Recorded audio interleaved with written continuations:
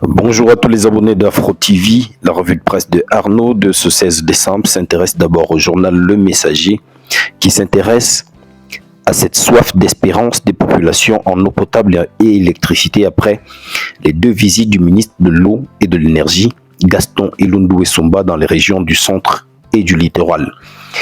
La première visite, celle du barrage de Natigal, confirme l'entrée en scène dès janvier 2025 du cinquième groupe électrogène qui va permettre à cette infrastructure d'énergie de tourner en plein régime.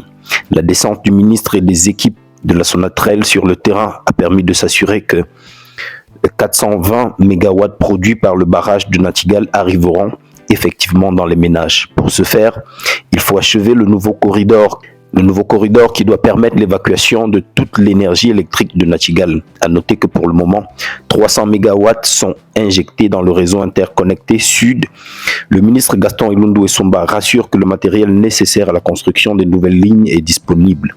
Il rassure que d'ici le premier trimestre 2025, la plupart des chantiers seront livrés.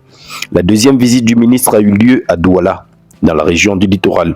Une visite ayant pour but de vérifier les lignes des corridors de transport de l'énergie électrique et les sites de production d'eau potable. À cette occasion, le ministre a visité tour à tour le grid dispatch de la Sonatrel, le poste d'interconnexion de Logbaba, le site de captage du méga projet d'approvisionnement en eau potable de Douala.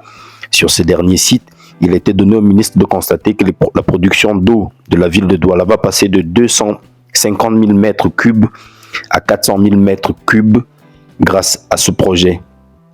Vous découvrirez aussi dans cette édition l'éditorial de Jean-François Chanon qui, au regard du départ de Bachar al-Assad du pouvoir et de la manière dont sa famille et lui ont quitté le pays, il invite le président Paul Biya, lui qui est informé de tout, qui connaît les préoccupations des Camerounais, à ouvrir les yeux sur les souffrances que son régime impose à la plus grande majorité des Camerounais, à savoir la vie chère, l'immortelle corruption, la pauvreté qui se généralise.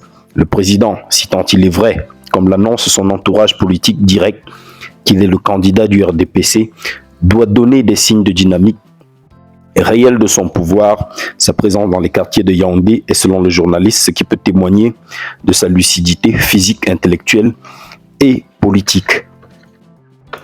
Cette fois-ci, on va s'intéresser au journal Le Jour, qui, dans son édition de ce matin, à l'occasion du sommet des chefs d'État de la CEMAC qui se tient ce lundi 16 décembre à Yaoundé, deux principaux sujets seront à l'ordre du jour. D'abord, chercher les voies et moyens avec le FMI pour éviter la menace de dévaluation du franc CFA. Ensuite, désigner un nouveau président à la Banque africaine de développement.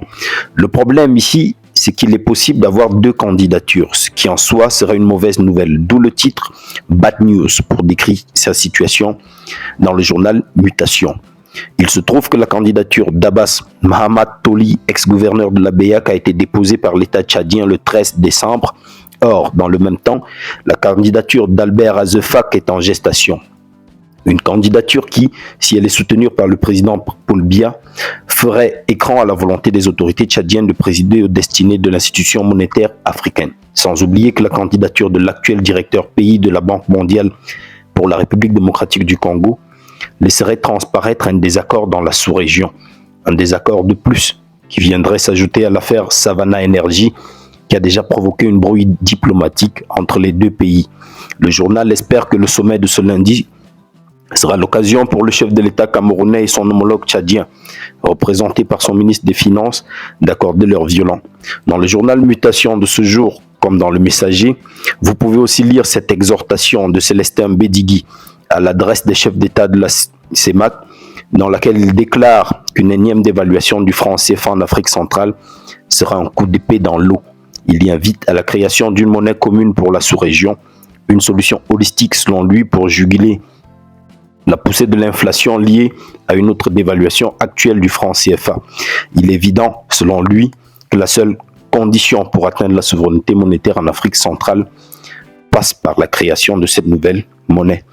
C'est tout pour l'actualité, la revue de presse de ce jour. N'oubliez pas de vous abonner.